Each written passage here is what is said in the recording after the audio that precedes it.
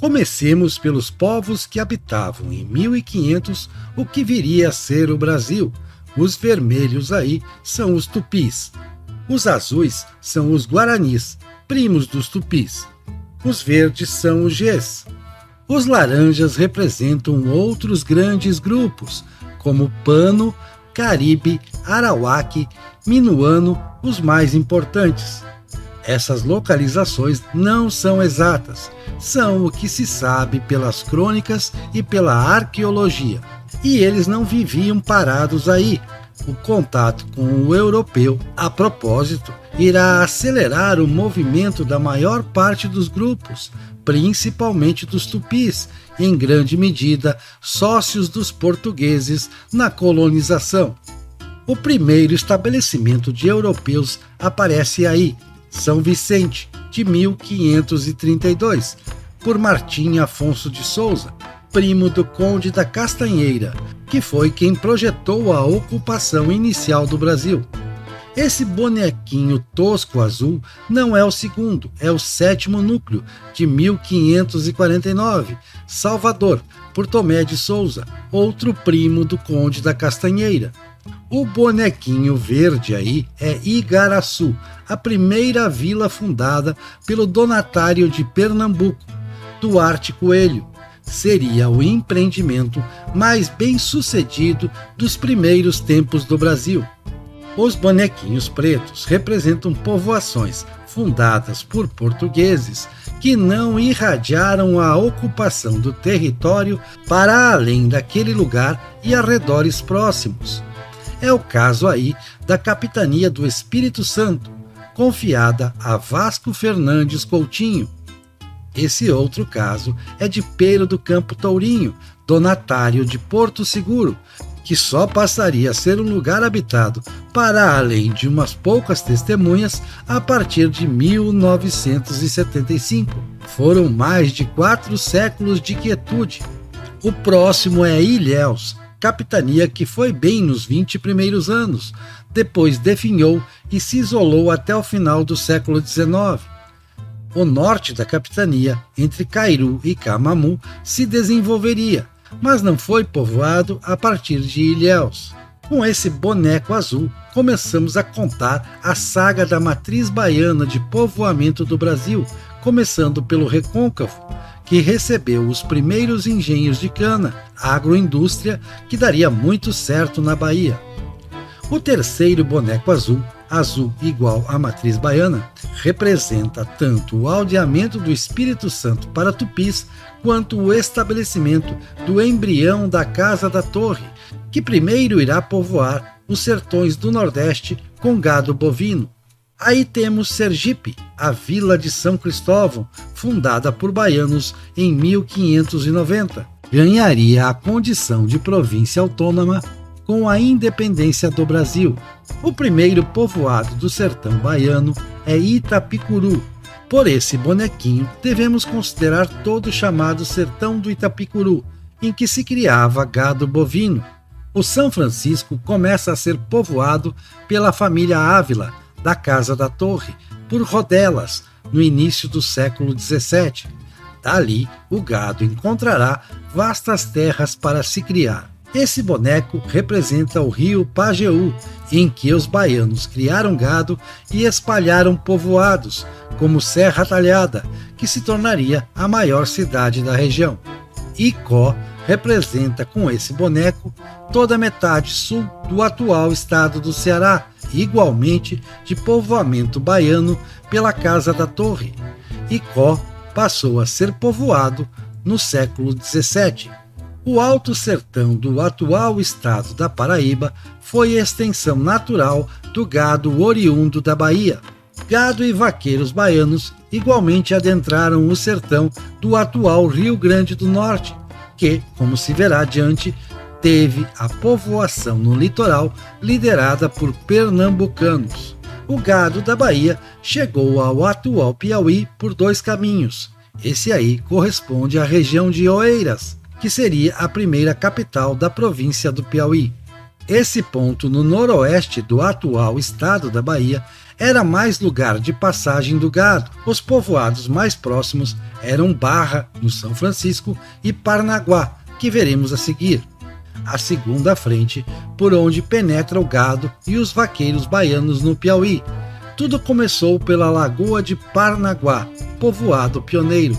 Pastos Bons, no Maranhão, região que recebeu muito bem o gado da Casa da Torre. É o limite de expansão baiana no rumo noroeste. Deixamos de citar algumas localidades da Casa da Torre, mas eram todas nessa área dos 10 últimos bonequinhos. Este conquistador é outro, João Peixoto Viegas, cristão novo, ou seja, judeu, que fundou Itapororocas, muito próximo da atual Feira de Santana, dominando o chamado Sertão dos Tocós, em que se entendeu bem com os Paiaiás, povo G que tinha amizade com os tupis do litoral e muito colaborou com os pioneiros lusos. Morro do Chapéu, de grande altitude, onde viveu e morreu Antônio Guedes de Brito, da então futura Casa da Ponte, tão bem sucedida na criação de gado e alargamento no espaço da civilização baiana quanto os Ávila. Pelo boneco também representamos o sertão da Jacobina, que muito prosperaria a partir do final do século XVII.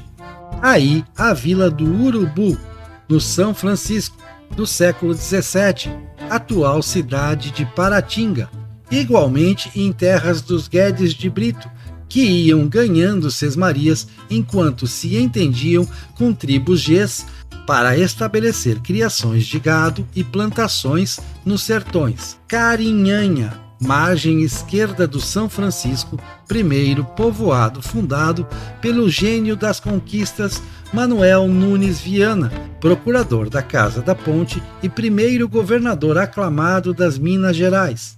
Levava gado para abastecer de carne os primeiros mineradores de ouro.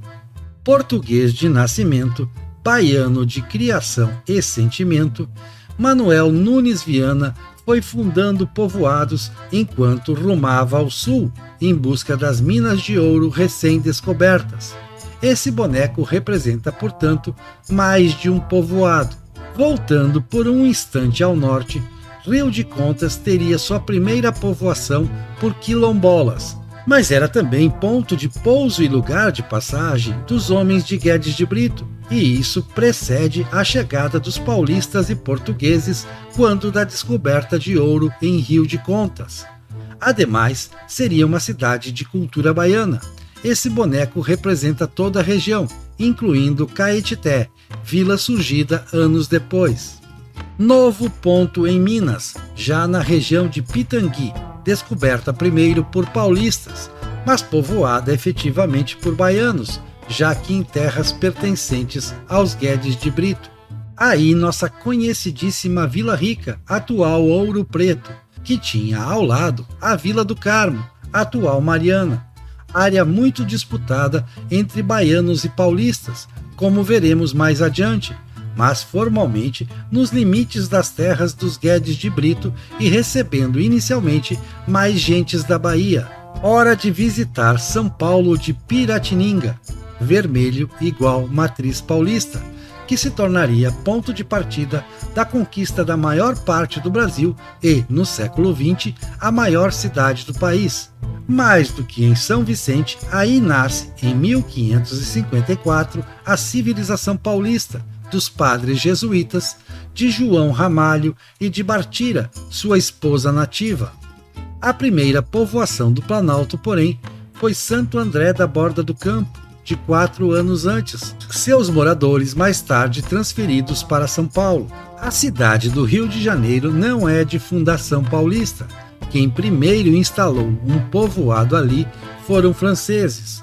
A expulsão dos franceses também poucos paulistas envolveu, mas a partir do muito notável conquistador e bandeirante Salvador Correia de Sá e Benevides, as duas culturas, ademais próximas, se integram e, como os fluminenses não farão grandes colonizações a partir do Rio, optamos por incluir a cidade na zona de expansão cultural de São Paulo. Itanhaém e Iguape estão entre as primeiras povoações luso-tupis do Brasil. Inicialmente referenciadas em Santos São Vicente, o adjetivo paulista para a cultura local logo poderia ser empregado.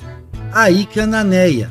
Embora o dito bacharel de Cananéia seja um personagem de quem se diga mais lendas do que fatos, a povoação é certa e foi uma das pioneiras do litoral, cultura caiçara luso-guarani no caso. Santana de Parnaíba, lar de legendários bandeirantes, disputa com Mogi das Cruzes em antiguidade no Planalto Paulista. Nesse ponto, representamos São Sebastião e Ubatuba, vilas caiçaras, ou seja, de amálgama cultural luso-tupi. Paranaguá, depois Antonina, representam o início da presença portuguesa no que viria a ser a província do Paraná. Nesse bonequinho, representamos Taubaté e Jacareí, povoados pioneiros do Alto Vale do Paraíba, que receberão grandes contingentes dos guaranis, trazidos das províncias paraguaias do Tapi e do Guairá. A região logo teria também os povoados de Pindamonhangaba e da aldeia de São José, atual São José dos Campos, entre outros. Guaratinguetá é o núcleo inicial de uma série de povoados surgidos nos séculos 17 e 18, como Cunha e Lorena. Esse boneco representa Jundiaí, pioneiro ao norte de São Paulo, que será seguido mais ao leste por Atibaia e Conceição do Jaguari, atual Bragança Paulista, entre outros. A povoação de Itu será seguida pela de Sorocaba como núcleos pioneiros da região que no século XVIII abrigará Porto Feliz e outras vilas. Curitiba começa a ser povoada na primeira metade do século XVII. Antes de se tornar capital de província, experimentaria um período de estagnação. São Francisco do Sul é o primeiro núcleo paulista, luso-guarani no caso, da então futura capitania, província e estado de Santa Catarina. Seguindo a marcha paulista para o sul, temos a fundação de Desterro, atual Florianópolis. Laguna surge logo em seguida, povoação fundamental na conquista do continente do Rio Grande, atual Rio Grande do Sul. Esse bonequinho também representa Araranguá e outros núcleos instalados na região a partir do século XVIII. Voltando um instante ao norte, temos Paraty e Angra dos Reis aqui representados, núcleos caiçaras. Campos, a que se acrescentaria dos Goitacazes, será o núcleo do norte fluminense a alcançar maior desenvolvimento, primeiro com gado bovino, depois com cana-de-açúcar. O bonequinho também representa Cabo Frio e seu entorno, de onde viriam alguns dos povoadores de Campos. Quase ingressando no século XVIII, temos aqui Sabará, núcleo formado por paulistas em que encontraram ouro em abundância. Borba Gato, o general paulista, seria ali guarda-mor. O povoado estabelecido por paulistas no Rio das Mortes receberia o nome São João del Rei. Antes, porém, houve uma guerra para saber quem mandaria ali. A Guerra dos Emboabas foi uma série de 4 batalhas entre os paulistas e as forças de Manuel Nunes Viana, que representava os mineradores vindos da Bahia, também os fluminenses. Os paulistas venceram uma batalha, os Emboabas 3. Ganharam a guerra, seguida de acordo intermediado pela coroa. Borba Gato e muitos paulistas seguiriam na região. Outros buscariam novas minas em Cuiabá e Goiás. Cuiabá, longe, verdadeira epopeia chegar até essas terras, mas o Mato Grosso não seria brasileiro se não fosse a obstinação dos paulistas. Vila Boa de Goiás, antes Arraial de Santana, atual cidade de Goiás, núcleo inicial de outra saga mineradora. Aí, os paulistas exerceram um mando e receberam migrantes outros sem precisar entrar em guerra.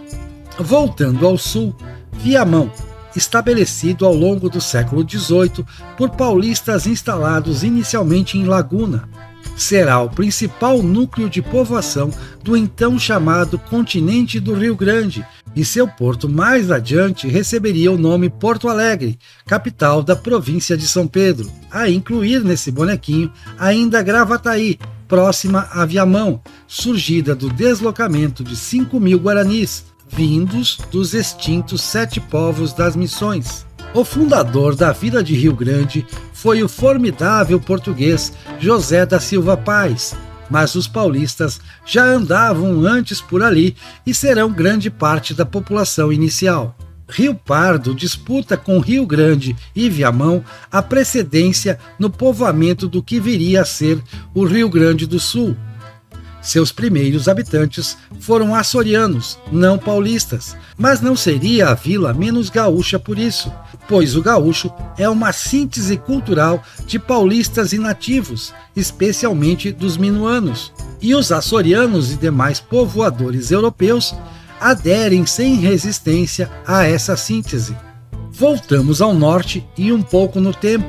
Aí temos Minas Novas, vila paulista de que partiriam conquistadores de imensos territórios, com especial destaque para João Gonçalves da Costa, negro, nascido escravo em Portugal, que levou a civilização luso-brasileira às matas e pradarias dos vales dos rios de Contas, Cachoeira, Pardo e Jequitinhonha, agregando os Gescamacãs e parte dos Machacalis. Fundou o Arraial da Conquista, atual Vitória da Conquista, que também está representada por esse bonequinho, notável por povoar extensas terras. A Vila Boa de Goiás, logo se sucederam diversos núcleos na região, capitania autônoma na segunda metade do século XVIII. Aí temos Pirenópolis, que preservaria muito do casario desses primeiros tempos. Seguindo em terras goianas, a vila de Cavalcante, outra fundação paulista. Na divisa com Minas, Catalão, povoação que muito prosperaria. Este boneco representa Traíras, hoje chamado Tupiraçaba, no município de Niquelândia. Chegou a ser um dos maiores centros urbanos da capitania. Santa Luzia, hoje chamada Lusiânia, precede em 2 séculos a construção de Brasília, próxima. Com mais um exemplo, Jaraguá, completamos os exemplos de povoações paulistas em Goiás. Natividade foi o primeiro núcleo em área do atual estado do Tocantins, também surgido da busca por ouro. Com o exemplo de Miranda, marcamos a precedência paulista na colonização portuguesa do Mato Grosso do Sul. Corumbá, mais a oeste, também passa aos domínios lusos nesse tempo, depois de sua primeira fundação por espanhóis. Mogi-mirim, Mogi dos Campos, o nome do povoado pioneiro, é quem melhor representa o povoamento dessa região, da vila de São Carlos, atual Campinas, à altura de Batatais, passando pela também muito antiga Casa Branca, terras marcadamente paulistas. Na direção dos Campos do Paraná, surge a Vila da Faxina em meados do século XVIII, atual Itapeva. Terá grande importância na Rota dos Tropeiros. Voltando no tempo e para o norte, temos aí Barbacena, das primeiras vilas de Minas Gerais, de fundação e povoação paulistas. O bonequinho representa toda a região, contígua à Serra da Mantiqueira. Quando o Paraná ganha a condição de província, se separando de São Paulo, Castro é o município mais povoado. Fundado em meados do século XVIII, foi importante centro de criação de gado e pouso preferencial na Rota dos Tropeiros, que traziam mulas, cavalos e bois do continente do Rio Grande para ser revendidos em Sorocaba. Um pouco mais nova é Lapa, a Vila Nova do Príncipe, que igualmente deve sua existência à Rota dos Tropeiros. A destacar na região o surgimento, muito pouco depois, de Ponta Grossa, que cresceria mais. Lages é a povoação símbolo da chegada da civilização brasileira à área central de Santa Catarina. Nasceu e cresceu da criação de gado e ponto importante de pouso e invernada da Rota dos Tropeiros. Santo Antônio da Patrulha era o ponto de tributação do gado que saía de Viamão, o principal caminho da Rota dos Tropeiros. Nas proximidades se iniciava a subida da serra na direção imediata de Lages. Taquari é outra povoação que se envolverá na Rota dos Tropeiros. É nela que nasce João da Silva Machado, barão de Antonina, que começou a vida transportando mulas para se tornar um dos maiores empreendedores desse negócio e patrocinar a criação da província do Paraná. O bonequinho aí representa também Triunfo, surgida na mesma época. Ambas recebem inicialmente colonização paulista e açoriana. Voltando a Minas, temos Araxá, que não é o mais antigo povoado dessa região, mas bem o simboliza. Surgiu de meados para o final do século XVIII. Pelo protagonismo, destacamos Campanha, uma das primeiras vilas de Minas Gerais fora da área de exploração de ouro. Ponto de criação de gado, simboliza bem a ocupação do sul de Minas Gerais, empreendimento sobretudo de matriz paulista. Conquista paulista a destacar e igualmente simbolizar toda uma região é Guarapuava, território caingangue, visitado em 1771 por Afonso Botelho a serviço do governador de São Paulo. Esse primeiro contato, que começou amistoso, terminou em desentendimento e desistência imediata de povoar aqueles campos altos.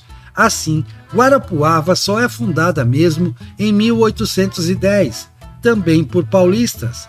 Nessa região, Foz do Iguaçu será instalada apenas no final do século XIX. Mais ao sul, destacamos Pelotas, habitada inicialmente por rio-grandinos que se refugiavam de um ataque espanhol à vila. O lugar prospera em função das charqueadas, forma de aproveitar a imensa reserva de gado chucro disponível na campanha gaúcha. Esse bonequinho representa Cachoeira do Sul, povoação surgida já em meados do século XVIII. Representa também Santa Maria da Boca do Monte, de tempos depois, e a campanha gaúcha, de Campos Naturais, em que o gado bovino chucro dará lugar à criação extensiva com alta produtividade, também de gado ovino, para a retirada de lã. Outra povoação representativa da campanha é Encruzilhada do Sul. Na mesma época, ao leste, surge Camaquã, outro importante polo de desenvolvimento do extremo sul do Brasil. Este bonequinho representa Cáceres e Vila Bela da Santíssima Trindade, que por 8 décadas foi capital da capitania, depois província, de Mato Grosso. Ambas as vilas são posteriores ao ciclo do ouro e nelas se investiu também como pontos estratégicos de defesa contra as tentativas de invasão do território pelos espanhóis. Entrando no século XIX, temos Vila Franca del Rei, hoje simplesmente Franca. O bonequinho representa a vila e a região, que tem em Batatais, ao sul, outro marco importante de povoamento pioneiro e próspero. Um pouco depois surge Uberaba, cidade que simboliza a povoação do Triângulo Mineiro, que foi ganhando densidade com as estradas que ligavam São Paulo a Goiás. Assim, encerramos por hora a crônica da matriz paulista de povoamento. Muitos povoados não foram mencionados, mas os pontos vermelhos no mapa dão uma dimensão da importância de São Paulo no alargar a extensão geográfica da civilização brasileira. Com esse segundo bonequinho verde, damos início à saga da ocupação do norte brasileiro, que terá em Pernambuco uma referência pelo pioneirismo e porque o Maranhão, enquanto povoação lusa, tem um pernambucano como fundador. Nesse caso específico, temos Nossa Senhora das Neves, cidade de 1585, símbolo do povoamento do litoral da Paraíba. Temos aí Natal, surgida no finalzinho do século XVI. Há controvérsias sobre o fundador, mas a tradição aponta para Jerônimo de Albuquerque Maranhão, filho da Tupi Maria Arcoverde, com o Adão pernambucano, o nobre português Jerônimo de Albuquerque, cunhado do primeiro donatário, Duarte Coelho. Jerônimo pai teve pelo menos 24 filhos, dele descendendo algumas das linhagens mais nobres do Nordeste brasileiro. Nova conquista, essa seguramente atribuída a Jerônimo de Albuquerque Maranhão. É ele quem expulsa os franceses de São Luís, que até então sediava a França equinocial. Do feito do mameluco pernambucano Jerônimo, nasce em seguida a capitania do Grão-Pará, depois o estado do Maranhão e Grão-Pará, independente do governo geral do Brasil, que darão suporte ao povoamento luso da parte da Amazônia que o Brasil herdará de Portugal.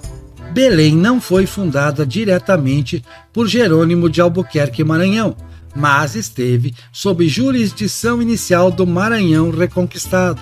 Na Foz do Tocantins, Cametá servia para a defesa e exploração das potencialidades do território e também como ponto de evangelização, facilitada por haver tupis nas proximidades, língua dominada pelos jesuítas. Num rápido retorno ao leste, ao nordeste, apresentamos Porto Calvo, primeiro povoado luso no que muito adiante se constituiria na província e estado de Alagoas. Porto Calvo é do século XVI, o primeiro da presença europeia no Brasil. Nossa Senhora de Nazaré da Vigia, atualmente apenas Vigia, precede Belém como povoação por dias, ou seja, nasceram praticamente juntas. Não prosperaria tanto quanto o povoado vizinho, porém.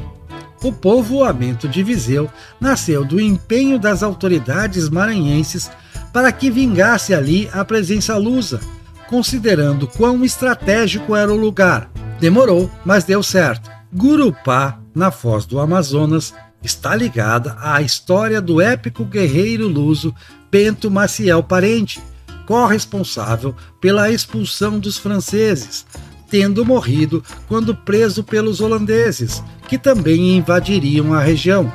Antes disso, fundou Gurupá e ganhou o Cabo Norte, Amapá, como recompensa do rei Filipe IV a seus feitos, Filipe IV da União Ibérica. Esse bonequinho verde, portanto, representa esse herói e o Amapá, colonizado efetivamente mais tarde.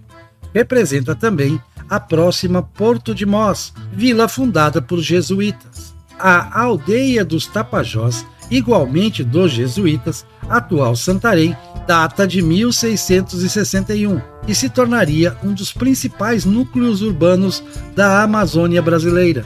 Icatu foi a primeira vila do Maranhão estabelecida fora da ilha que abriga São Luís, início de um longo e difícil processo de ocupação do interior.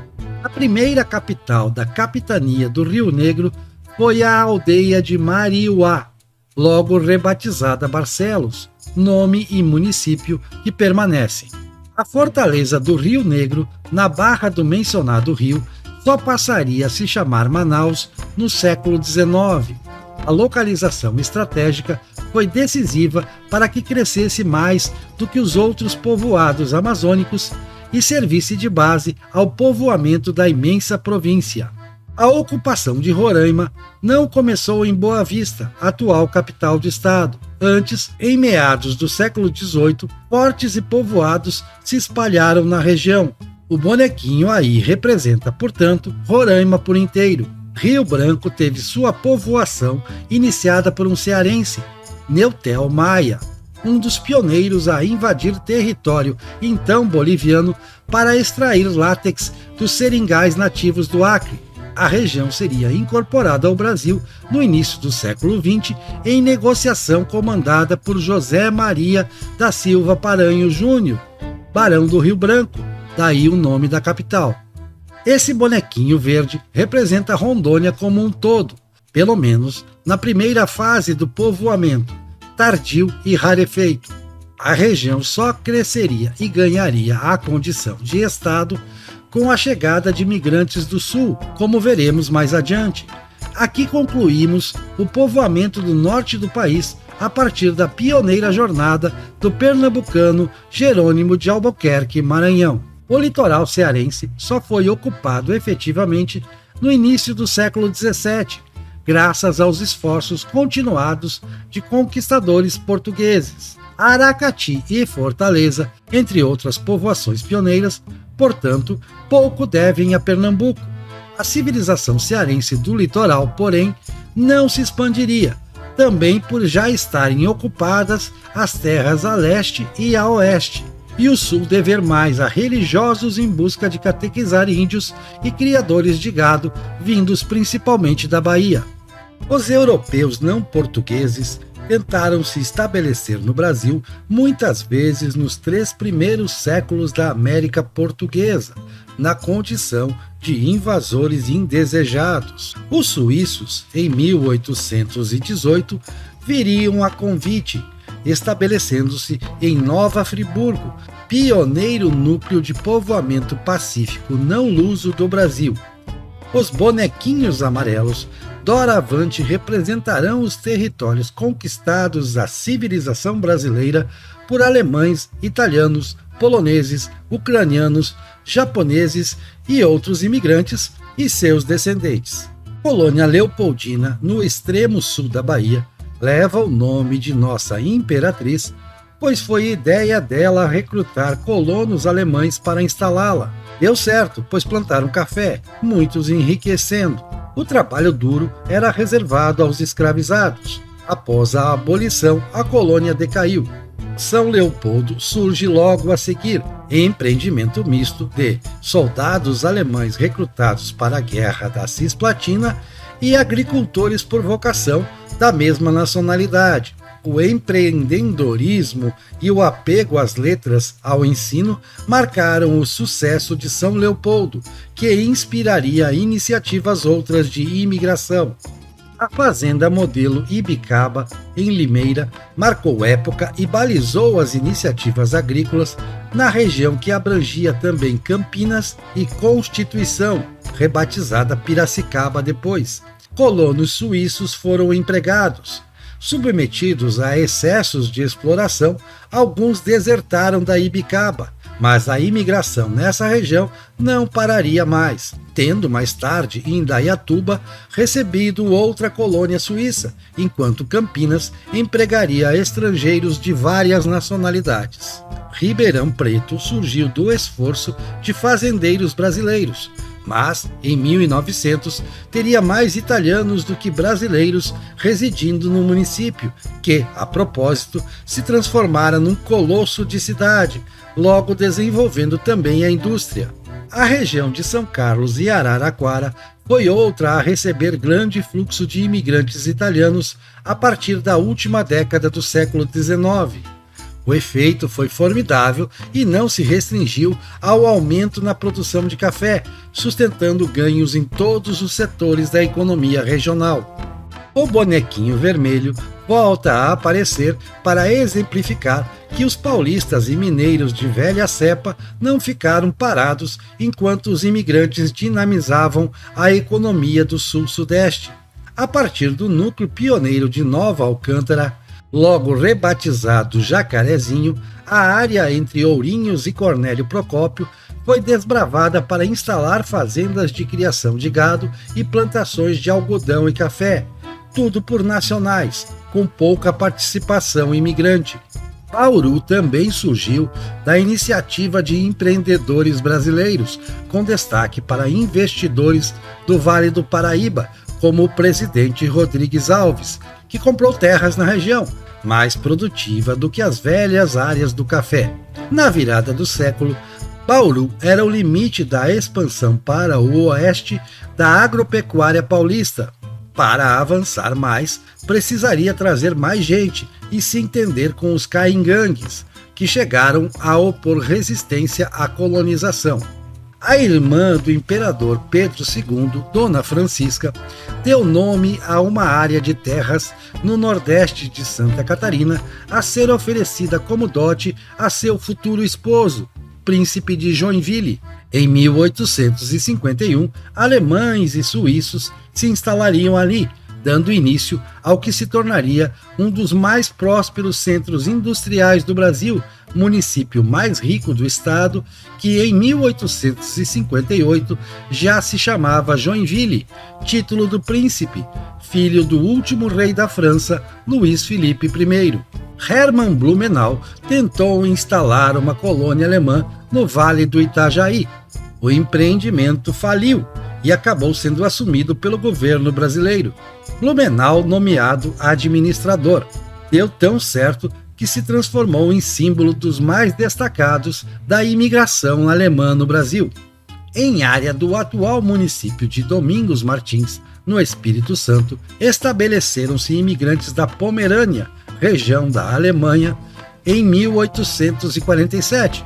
Logo surgiriam outros núcleos de imigrantes europeus não lusos na região, com destaque para Santa Leopoldina, muito contribuindo para a ocupação do interior da província, até ali povoada apenas no litoral. Em terras do município de Cachoeira do Sul, foi instalada, na década de 1850, a colônia alemã Santo Ângelo, não confundir com o município homônimo. De iniciativa estatal, a área prosperou, dando origem a diversos novos municípios, com destaque para Agudo. Da Westfália, vieram alguns dos imigrantes que compraram lotes rurais no empreendimento privado Colônia Teutônia. Um pouco antes, tinham se estabelecido na região os núcleos que dariam origem aos municípios de Estrela e Lajeado, no Vale do Rio Taquari. Com Teutônia, formam uma das regiões mais prósperas e dinâmicas do Rio Grande do Sul. A maior parte dos italianos teve São Paulo como destino. Outros se espalharam pelo restante do Brasil. Alguns, do Vêneto, instalaram-se em Caxias do Sul e região. Área de topografia acidentada e terras pouco próprias a plantações extensas obrigou esses imigrantes à criatividade. Ganharam fama nacional como vitivinicultores e criadores de indústrias que se tornaram líderes em seus setores. A saga deles não pararia aí, como logo veremos. Rio Negro, no Paraná, nascida da Rota dos Tropeiros, recebeu os primeiros imigrantes alemães da província e os primeiros colonos da Bucovina, enclave étnico-alemão entre a Ucrânia e a Romênia. Também chegaram poloneses. Junto à vizinha Mafra, em Santa Catarina, teve desenvolvimento notável. O Paraná recebeu um fluxo de imigrantes diretos menor do que o Rio Grande do Sul, mas compensou pela variedade, num processo de enriquecimento cultural admirável, único no Brasil. Além dos italianos e alemães, que em pouco tempo transformaram Curitiba numa cidade moderna, de vanguarda, vieram ucranianos, holandeses, poloneses e outros, redesenhando a metade leste do estado com cores intensas, vibrantes. Eles tentaram se estabelecer em Irati, que aqui merece o destaque por abrigar outros grupos imigrantes, mas não deu certo. Juntaram-se à leva diversa de conterrâneos e, no então município de Castro, em Carambeí, hoje município autônomo, fundaram a Sociedade Cooperativa Holandesa de Laticínios. Não há brasileiro que não tenha ouvido falar na marca Batavo, de iogurtes e outros laticínios. Ela veio daí. Os holandeses formaram um dos menores grupos de imigrantes do Brasil no século XX, menos de 10 mil indivíduos, mas deixaram lições valiosas, como outras comunidades de imigrantes o fizeram nessa região do Paraná. Os pioneiros imigrantes instalados no Rio Grande do Sul receberam lotes pequenos e, em geral, tiveram muitos filhos. As cidades do final do século XIX e início do XX não tinham condições de absorver tanta mão de obra excedente e os lotes originais ficariam pequenos demais se fosse preciso dividi-los pelos filhos. Assim, os descendentes de imigrantes partem em busca de novas terras, e o primeiro destino são colônias pensadas para eles, no norte do Rio Grande do Sul, que pouco recebera imigração direta. Será uma recolonização que na primeira metade do século XX já terá ocupado toda essa região. As terras do norte gaúcho não foram suficientes para dar conta de tanto descendente de imigrante que ia nascendo, crescendo e demandando sua própria base produtiva. O jeito foi cruzar o rio Uruguai e ocupar o oeste de Santa Catarina, que o estado tirara do Paraná em disputa que acabou no Supremo Tribunal. Tendo Chapecó como cidade símbolo, a região passa a ocupar a vanguarda em agroindústria no Brasil, fenômeno rápido e de grandes proporções. E lá vão os descendentes de imigrantes, buscando novas terras. Pato Branco, Francisco Beltrão e outras povoações crescem da noite para o dia. A região tinha uma espinhosa questão fundiária a resolver. Os agricultores unidos organizaram a Revolta dos Colonos de 1957 e o problema foi resolvido. Desde então, só prosperidade. Toledo, Medianeira, Cascavel, Palotina, entre outras, mais uma nova fronteira agropecuária e agroindustrial aberta pelos descendentes de imigrantes, sobretudo de italianos e alemães.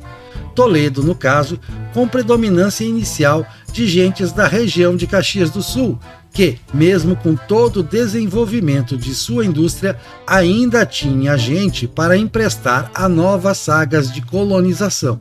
Assim como fizeram no Paraguai e na Bolívia, os sulistas e paulistas, quase todos descendentes de imigrantes não lusos, trouxeram sua experiência em agropecuária de vanguarda ao Mato Grosso do Sul, com o pacote completo: grãos, pecuária bovina de corte e de leite, sistemas de criação integrada de suínos e aves, de produtor de erva mate e pecuária extensiva de rendimento limitado.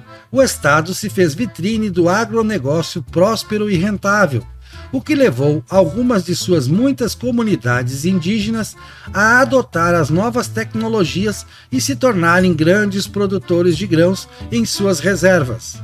Sorriso, Lucas do Rio Verde, Sinop, nomes de cidades que não existiam antes de 1970 e se transformaram nos mais pródigos polos agropecuários do país. Gente de todo lugar se deslocou ao Mato Grosso para dar conta da epopeia, especialmente gente do Sul. A produtividade e a produção total impressionam, bem como o aspecto dessas cidades, não mais Eldorados empoeirados, mas centros de economia diversificada e urbanização moderna. Quem quiser encontrar descendentes dos migrantes do Nordeste do ciclo do látex no interior de Rondônia, encontrará caboclos, sim, índios, sim.